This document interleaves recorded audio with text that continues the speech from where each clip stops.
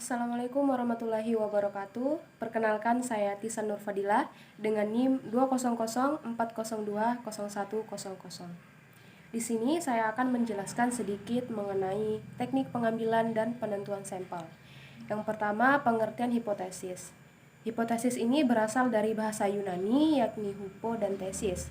Hupo adalah sementara, sedangkan tesis adalah pernyataan atau teori. Sehingga jika disimpulkan, hipotesis adalah pernyataan sementara.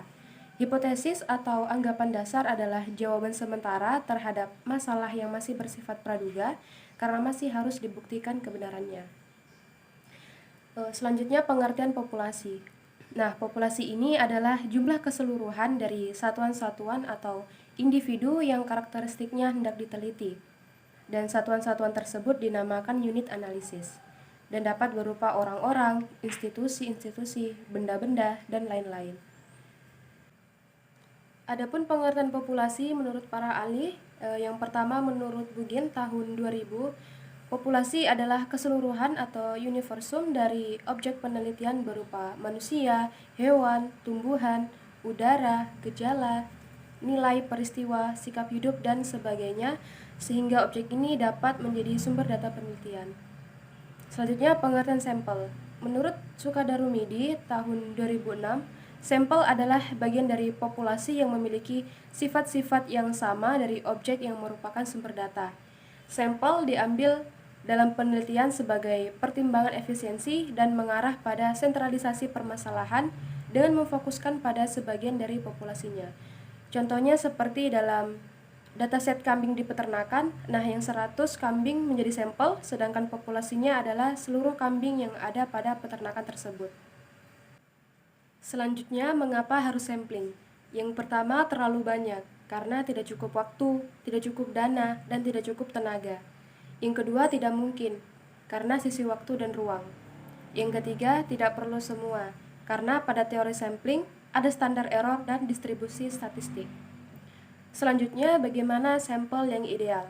Jadi, sampel yang ideal adalah sampel yang pertama itu menggambarkan populasi dan dapat dipercaya, yang kedua dapat menentukan presesi, yang ketiga mudah dilaksanakan, dan yang keempat memberikan informasi sebanyak mungkin dengan biaya yang rendah. Selanjutnya, prosedur penentuan sampel.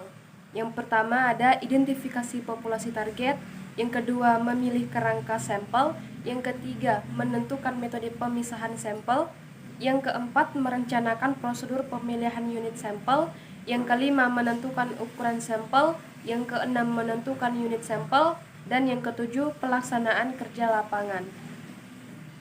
Kemudian menentukan ukuran sampel menurut GAI. Ukuran minimum sampel yang dapat diterima berdasarkan pada desain penelitian yang digunakan itu yang pertama metode deskriptif, minimal 10% populasi, untuk populasi yang relatif kecil minimal 20%.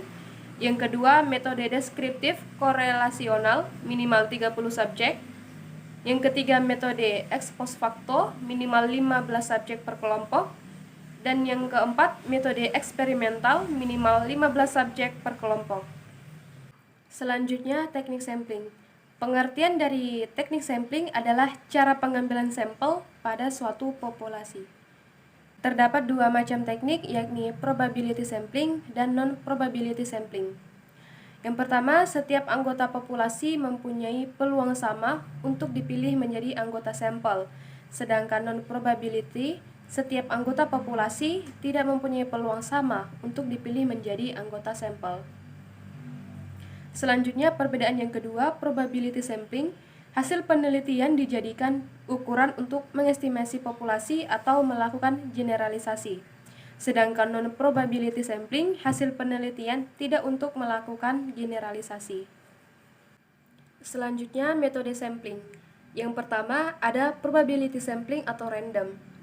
Cara-cara yang digunakan dalam menggunakan metode probability sampling ini, yang pertama ada metode sampling random atau acak sederhana, yang kedua systematic random atau acak sistematik, yang ketiga stratified random atau acak stratifikasi, yang keempat multi-stage random atau acak bertingkat, dan yang kelima cluster random atau acak gugus. Yang kedua ada non-probability sampling. Cara-cara yang digunakan dalam metode ini adalah yang pertama purpose atau pertimbangan, yang kedua kuota atau berjatah, yang ketiga accidental atau seadanya, yang keempat sampling jenuh, yang kelima snowball sampling, dan yang keenam constitutive sampling. Mungkin itu saja yang dapat saya sampaikan. Sekian dari saya. Wassalamualaikum warahmatullahi wabarakatuh.